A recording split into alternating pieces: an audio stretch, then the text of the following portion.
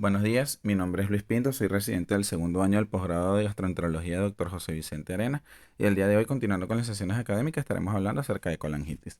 Antes de iniciar con el grueso del seminario, debemos definir que la colangitis es un término que se refiere a un proceso inflamatorio de la vía o del árbol biliar que puede tener un curso agudo o crónico y que puede tener distintas etiologías, siendo este incluso de origen infeccioso, obstructivo o incluso autoinmune. El día de hoy estaremos hablando de las de mayor relevancia, que incluyen la colangitis aguda ascendente y la colangitis esclerosante primaria. La colangitis aguda o colangitis aguda ascendente se define como la inflamación de las vías biliares secundario a una infección bacteriana que es debido a una obstrucción del propio árbol biliar.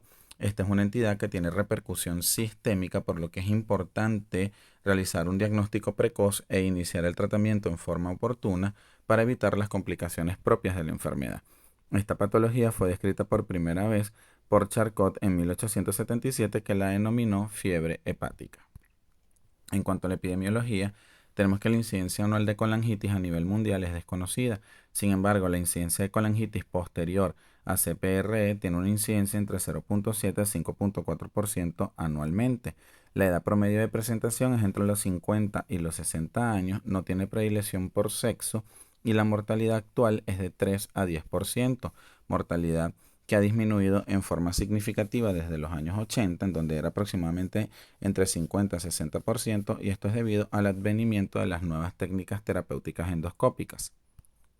En cuanto a la clasificación, se han propuesto múltiples clasificaciones para la enfermedad. Sin embargo, una de las más clásicas y más utilizadas es la clasificación de Longmire, la cual divide a esta entidad en 5 tipos, que son la colangitis aguda secundaria colecistitis aguda, colangitis aguda no supurativa, colangitis aguda supurativa, colangitis aguda supurativa obstructiva y colangitis supurativa acompañada de acceso hepático.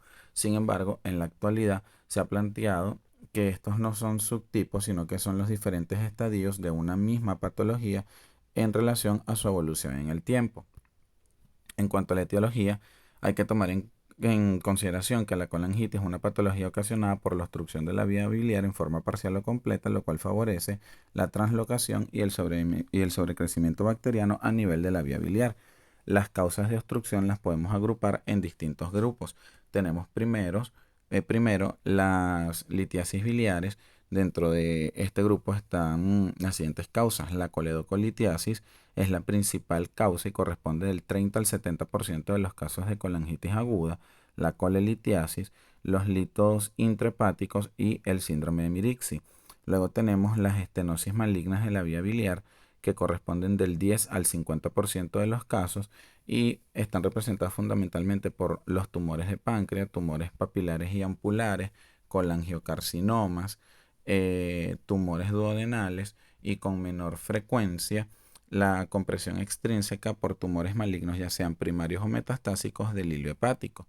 Luego tenemos las estenosis benignas de la vía biliar, que representan del 10 al 20% de los casos de colangitis. En estos casos y en este grupo tenemos las colangitis secundarias a cirugía o a instrumentación biliar, pancreatitis crónica, colangitis esclerosante primaria, trasplante de hígado ortotópico y la colangitis asociada a VIH, la cual se presenta en pacientes severamente inmunosuprimidos y a menudo está asociada con infecciones por Cryptosporidium o Microsporidium.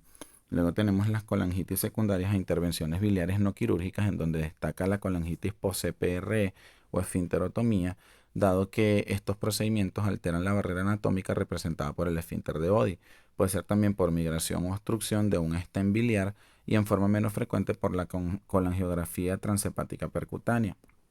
Al último tenemos las colangitis secundarias a infecciones parasitarias, en donde predomina la infección por Clonorchis o Pistorchis y fasciola hepática, y con relativa frecuencia también podemos observar la infección por Ascaris lumbricoide. En su fase de migración errática también puede obstruir los conductos biliares y ocasionar colangitis. En cuanto a la fisiopatología, tenemos que los dos factores más importantes para el desarrollo de colangitis aguda son la obstrucción de la luz de la vía biliar y la colonización bacteriana de la misma. En condiciones normales, las vías biliares y la bilis son estériles debido a 3 mecanismos principales, que son las propiedades antibacterianas o bactericidas de las sales biliares, la secreción local de inmunoglobulina A y el papel protector del esfínter de Oddi, que actúa como una barrera anatómica y evita el reflujo de microorganismos a partir del tracto digestivo. La vía ascendente es la principal puerta de entrada de los microorganismos procedentes del duodeno hacia el sistema biliar. Sin embargo, con frecuencia la vía biliar se encuentra colonizada, pero hay que tomar en consideración que una vía biliar colonizada pero no obstruida no es suficiente para progresar hacia una colangitis. Por lo tanto, el factor más determinante para el desarrollo de la colangitis es la obstrucción de la vía biliar, la cual va a facilitar la proliferación de bacterias a dicho nivel. La obstrucción del colédoco distal va a generar un aumento progresivo y retrógrado de la presión intraluminal de la vía biliar mayor a 14 centímetros de agua. Dicho aumento de la presión ocasiona una disrupción de las uniones hepatocelulares con la consiguiente translocación de bacterias y endotoxinas al torrente circulatorio, fenómeno que se conoce como reflujo colangiovenoso y que es el causal de la bacteriemia y la repercusión sistémica de la enfermedad. Además, esta obstrucción y este aumento de la presión ocasiona cambios en la función de los neutrófilos, dado por una disminución de la capacidad de adhesión y de fagocitosis y una respuesta anómala de las citoquinas producidas por los mismos. Y por otro lado, se ha observado que la ausencia de sales biliares e inmunoglobulina A en el duodeno, como consecuencia de la obstrucción biliar, incrementa la microbiota duodenal, la cual se transforma en microbiota fecal, y esto facilita y exacerba los procesos de translocación bacteriana. En lo que respecta a la microbiología, tenemos que las colangitis agudas ascendentes son infecciones polimicrobianas y que en estos pacientes el cultivo de bilis es positivo en el 80-100% de los casos y el hemocultivo es positivo en el 20-80% de las ocasiones. En el 85% de estos pacientes vamos a observar que hay coincidencia del microorganismo hallado en el hemocultivo con el que es hallado a nivel del cultivo de secreción biliar. Los principales agentes causales de colangitis están representados por los microorganismos de la flora presente en el tracto digestivo, siendo la Escherichia coli el principal microorganismo diagnosticado con mayor frecuencia, especialmente en pacientes que tienen infecciones urinarias recurrentes, episodios recurrentes de colangitis, manipulaciones repetitivas de la vía biliar y administración previa de antibióticos como cefalosporinas y fluoroquinolonas. La Klebsiella sp también es un germen comúnmente hallado y además este patógeno está relacionado con una alta predisposición a formación de abscesos hepáticos, entre otras enterobacterias como el Enterobacter sp, Morganella sp y Serratia sp se observan en forma casi exclusiva en infecciones de origen nosocomial o en pacientes que han tenido infecciones o manipulaciones previas de la vía biliar. La Pseudomonas aeruginosa también es un germen frecuente en esta patología y este se detecta en infecciones de origen nosocomial o infecciones relacionadas con la práctica de una CPRE. Las bacterias anaerobias estrictas están presentes hasta en el 50% de los pacientes, especialmente en aquellos que tienen patologías de vesícula biliar en pacientes ancianos y que presentan anastomosis biliointestinales, siendo el principal anaerobio encontrado el Bacteroides sp. La detección de anaerobios a nivel biliar siempre se asocia a infección polimicrobiana y mixta con presencia de bacterias anaerobias estrictas o facultativas. La detección de cándida a nivel biliar en los pacientes con colangitis es muy poco frecuente y los factores para candidiasis biliar incluyen la administración previa de antibióticos de amplio espectro, inmunosupresión severa, cirugía o instrumentación repetitiva de la vía biliar. El papel de la cándida en las infecciones biliares realmente está poco claro, por lo que se recomienda tratamiento cuando es detectada a nivel sanguíneo, sea en un hemocultivo, en infecciones muy severas o cuando existe inmunosupresión profunda en el paciente. Con respecto a la clínica, tenemos que las manifestaciones clínicas van a ser variables y pueden ir desde sintomatología leve, especialmente en las fases iniciales, y pueden progresar hasta una sepsis con falla multiorgánica. La fiebre es la manifestación clínica principal y está presente en el 90% de los casos, y esta suele estar acompañada de escalofríos en aproximadamente 2/3 de los pacientes y suele estar correlacionada con la presencia de bacteriemia.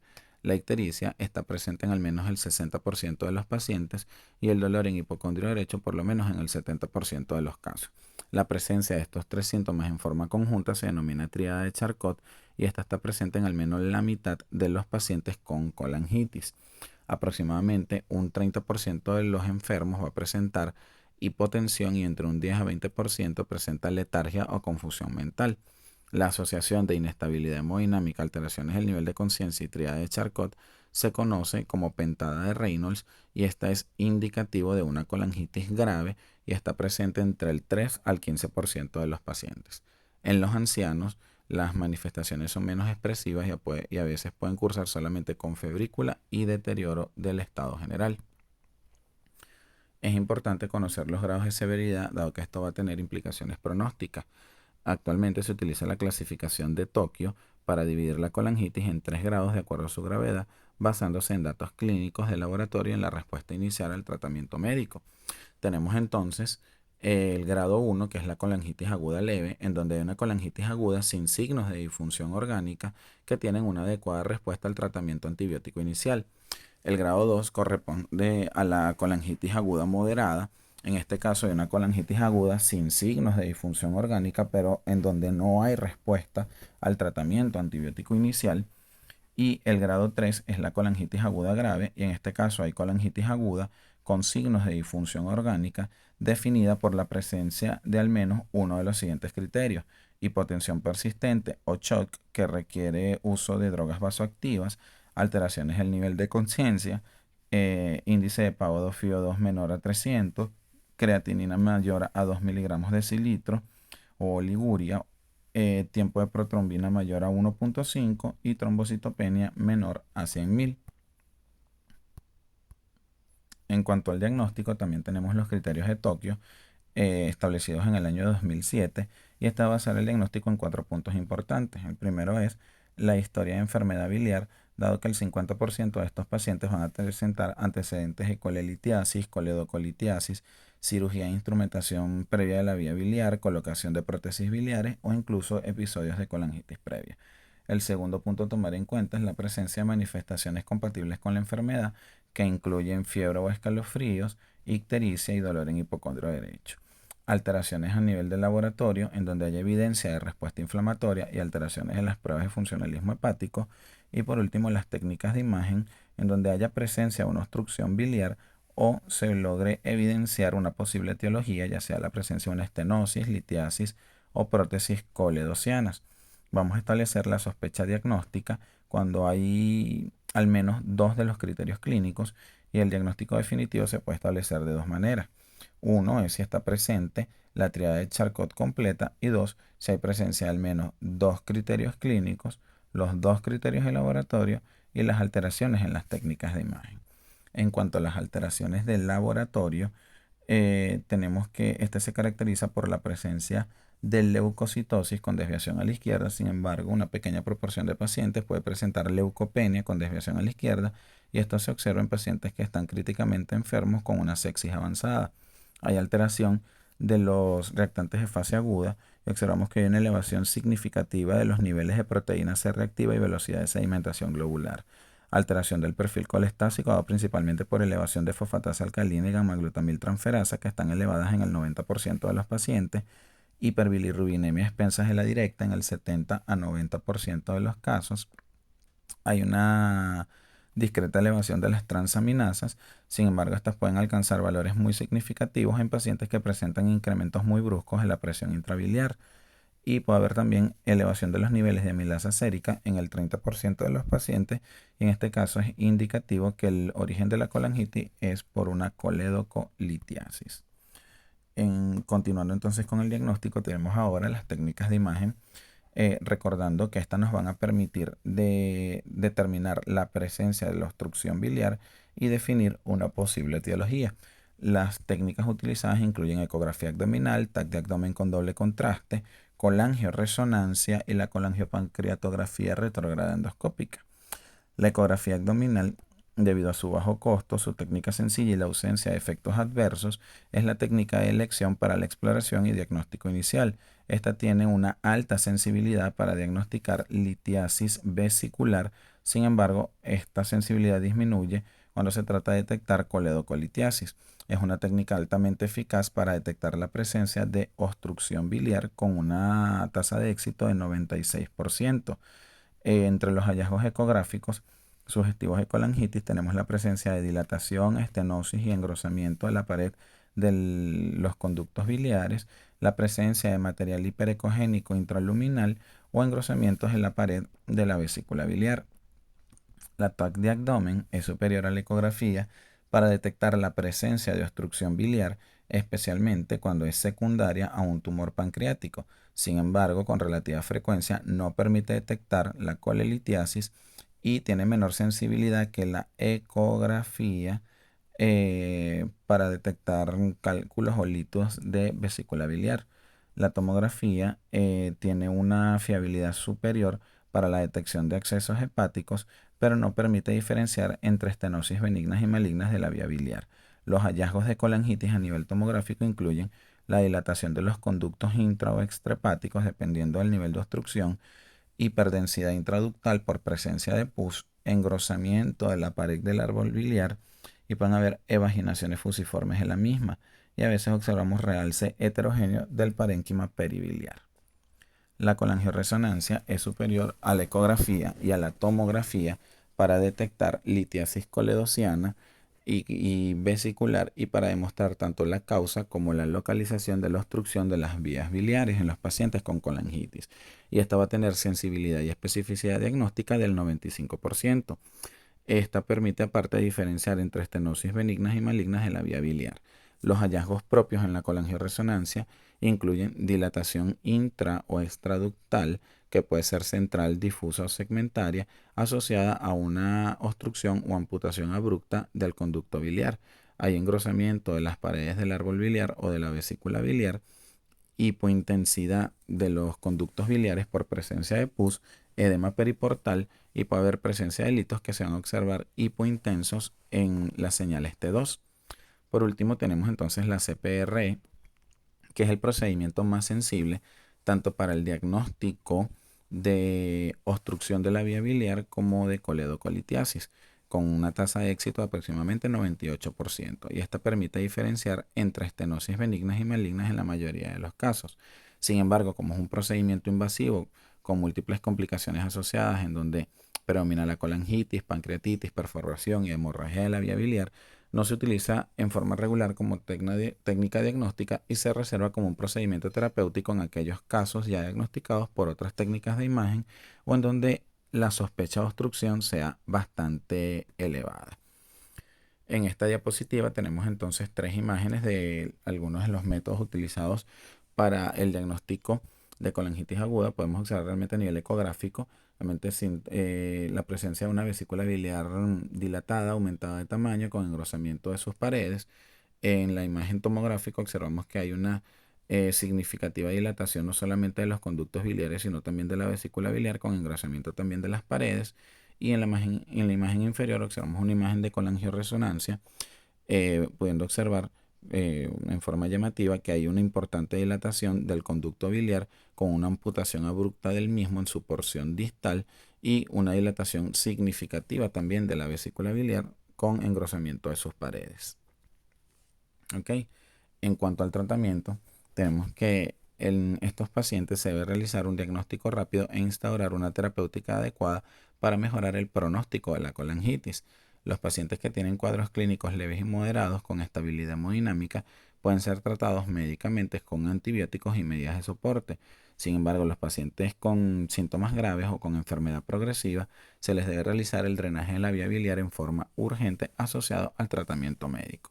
Entre las medidas generales tenemos entonces la fluidoterapia para realizar una adecuada corrección de los trastornos hidroelectrolíticos presentes, corrección de coagulopatías en caso de estar presentes en vista del alto riesgo de sangrado, analgesia fija para un manejo adecuado del dolor, y se recomienda siempre tomar los hemocultivos y el resto de los cultivos antes de iniciar la terapia antibiótica.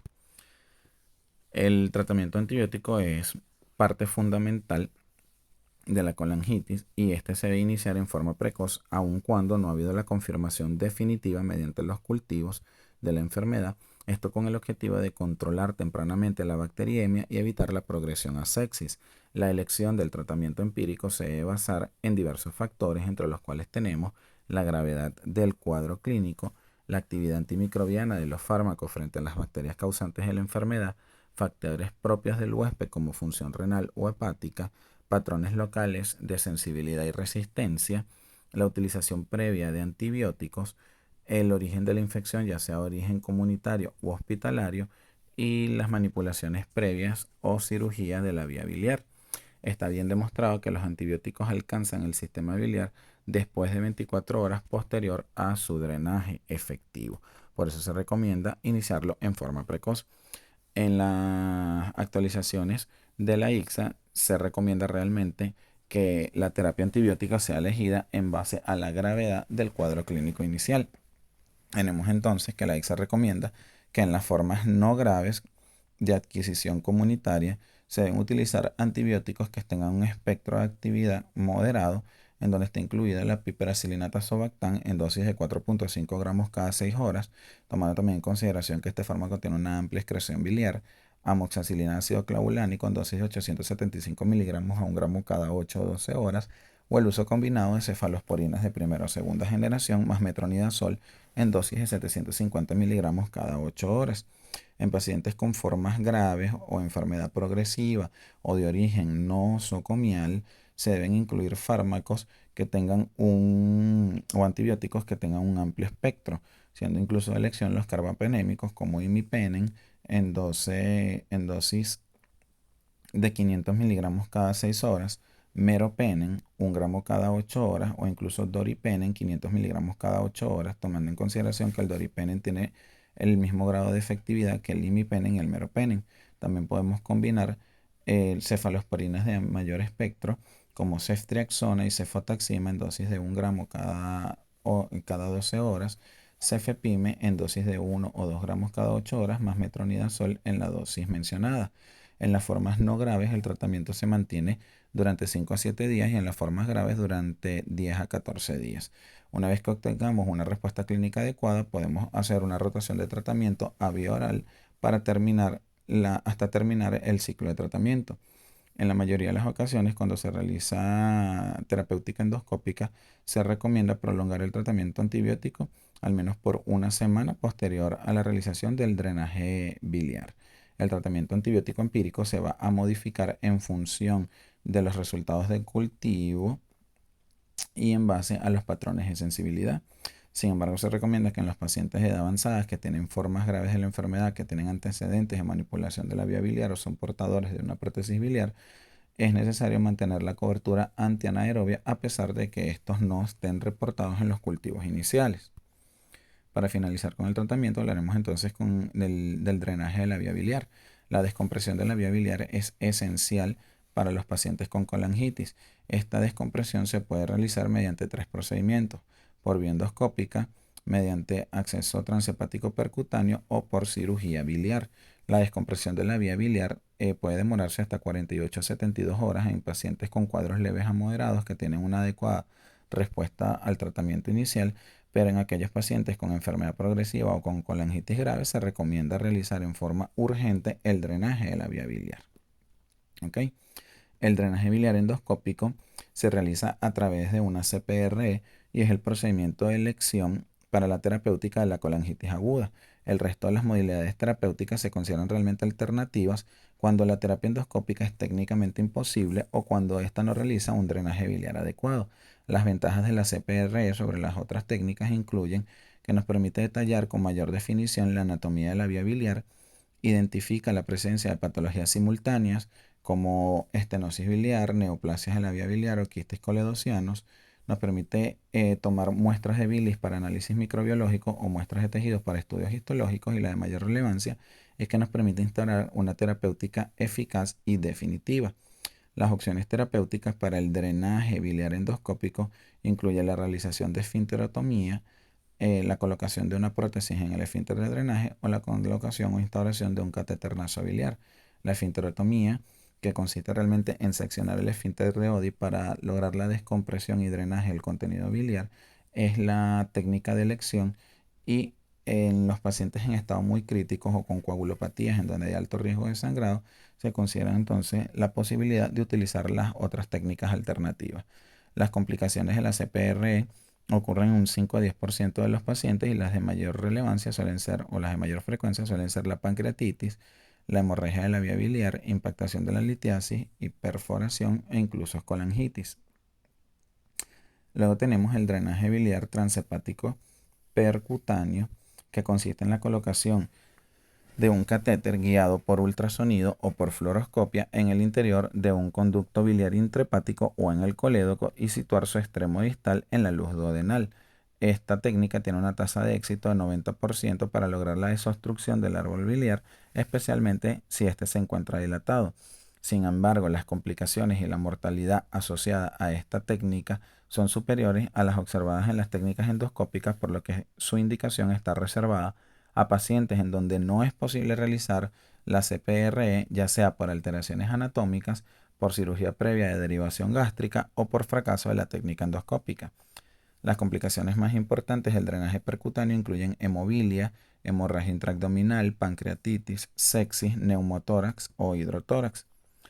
Por último, tenemos el drenaje biliar quirúrgico, que se realiza mediante cirugía abierta o laparoscópica y rara vez se utiliza como una técnica o como una terapéutica de primera línea en la colangitis obstructiva debido a su elevada mortalidad.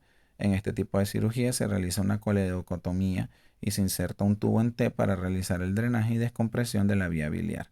La realización de emergencia está reservada para aquellos pacientes que tienen alteraciones anatómicas importantes o cuando existe fracaso de las dos técnicas previas.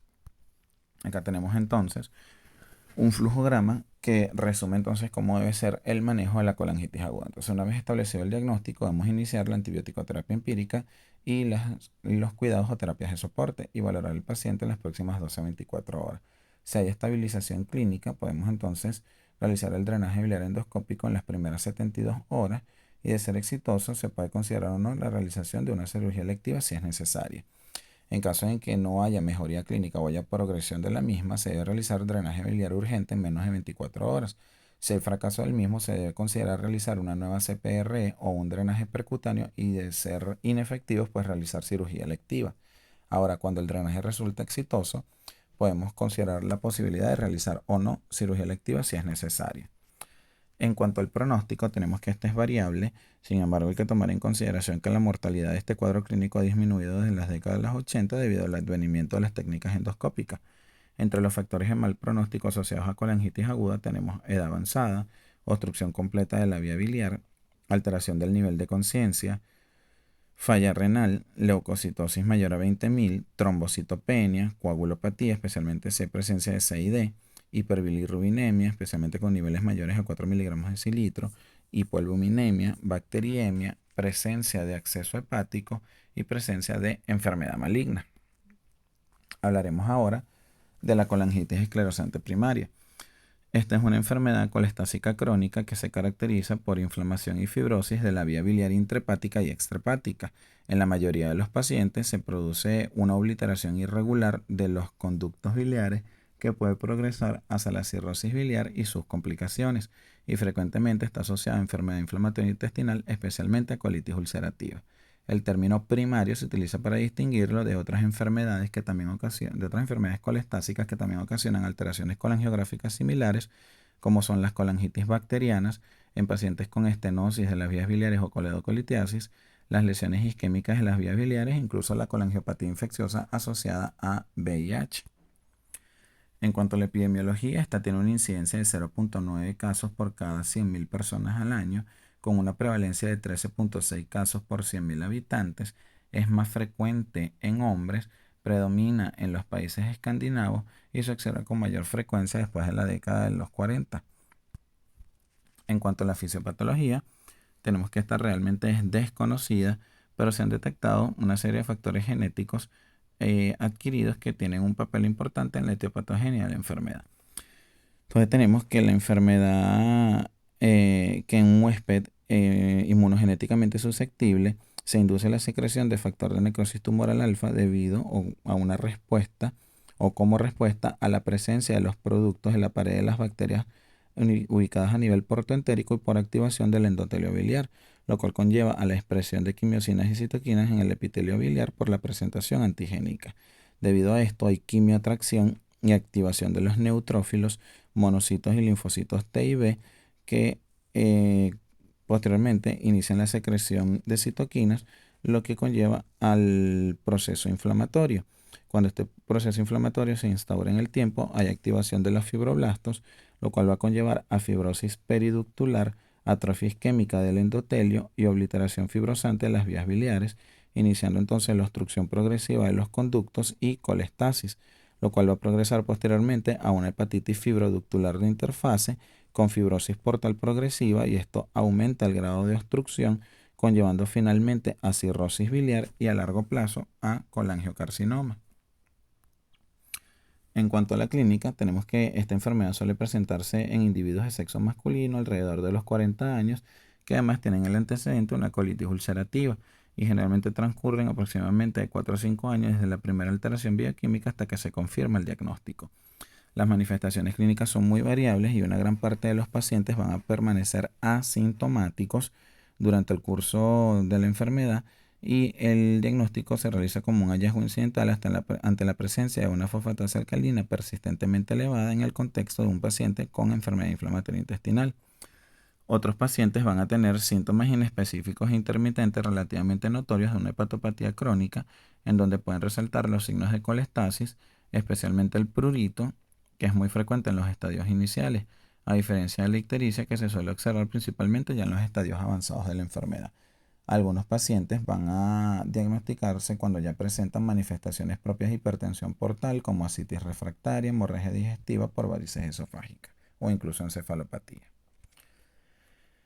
Existen formas clínicas alternativas de presentación en donde tenemos la colangitis esclerosante de pequeños conductos, la colangitis esclerosante infantil, la colangitis asociada a aumento de inmunoglobulina 4 y el solapamiento de colangitis esclerosante primaria y hepatitis autoinmune.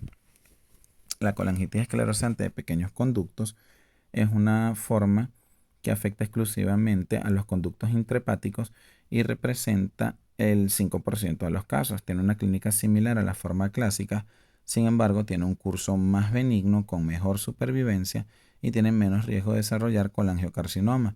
Únicamente una pequeña proporción de estos pacientes progresa a una colangitis de grandes conductos. Luego tenemos la colangitis esclerosante infantil, que ocurre principalmente en niños y adolescentes, y esta se va a presentar con sintomatología inespecífica como astenia, anorexia y pérdida de peso. El prurito y la ictericia son poco frecuentes. Luego tenemos la colangitis asociada a un aumento de inmunoglobulina G4. Esta es una enfermedad biliar de etiología desconocida que fue descrita recientemente, que tiene características bioquímicas y colangiográficas que son indistinguibles de la colangitis esclerosante primaria. Se caracteriza porque frecuentemente afecta a las vías biliares extrahepáticas y porque responde a la terapia antiinflamatoria. Esta no está asociada a enfermedad inflamatoria intestinal y clínicamente se asocia con pancreatitis autoinmune y niveles elevados de inmunoglobulina G4 a nivel sérico, con presencia de un infiltrado de células plasmáticas IgG4 positivas en los conductos biliares y en el tejido hepático. Esta forma predomina en el sexo masculino y la edad media de presentación es a los 60 años. El tratamiento de elección consiste en la administración de corticosteroides. Por último, tenemos el solapamiento de colangitis esclerosante primaria y hepatitis autoinmune. Esta combinación está presente hasta en el 6% de los pacientes adultos, sin embargo, tiene una mayor frecuencia en la infancia, donde se ha descrito hasta en el 30% de los pacientes, y la enfermedad se va a manifestar con una importante hipergammaglobulinemia. Continuando entonces ahora con el diagnóstico, tenemos entonces las alteraciones de laboratorio. Vemos que las determinaciones analíticas revelan claramente un patrón de colestasis en donde hay un aumento franco y persistente de fosfatasa alcalina y GGT. La elevación de la fosfatasa alcalina en un paciente con enfermedad inflamatoria intestinal establece una alta sospecha diagnóstica de colangitis esclerosante primaria. Sin embargo, no es un requisito indispensable, dado que la fosfatasa puede permanecer normal hasta en el 8.5% de estos pacientes. También vamos a observar un aumento moderado de las transaminasas, y en el 60% de los pacientes van a existir niveles normales de bilirrubina, albúmina y tiempo de protrombina. característicamente observamos que hay un aumento de las inmunoglobulinas a predominio de la inmunoglobulina G en el 60% de los casos. En lo que respecta al perfil inmunológico, los anticuerpos son negativos con excepción del ANCA-P, que está presente en el 25-85% de los pacientes, principalmente con un patrón perinuclear. Sin embargo, estos anticuerpos son poco específicos, dado que pueden estar presentes en otras patologías como colitis ulcerativa o hepatitis autoinmune, por lo que realmente no son muy útiles para establecer el diagnóstico. En cuanto a las técnicas de imagen, tenemos que las técnicas utilizadas para establecer diagnósticos son la colangioresonancia y la colangiopancreatografía retrógrada endoscópica. La colangioresonancia es el procedimiento no invasivo, es un procedimiento no invasivo que es imprescindible para poder establecer el diagnóstico de la enfermedad. Esta tiene una sensibilidad de 80% y una especificidad diagnóstica de 87%.